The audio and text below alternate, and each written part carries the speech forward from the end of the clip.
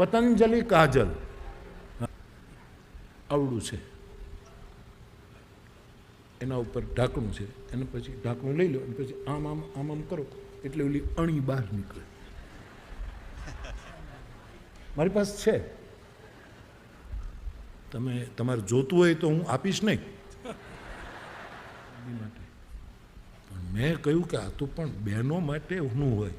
આપણે હજી કાંઈ દિવસ પહેલાં હું એનાથી બિંદી કરતો હતો સવારમાં, તે મારે જરાક ભાર દેવાઈ ગયો.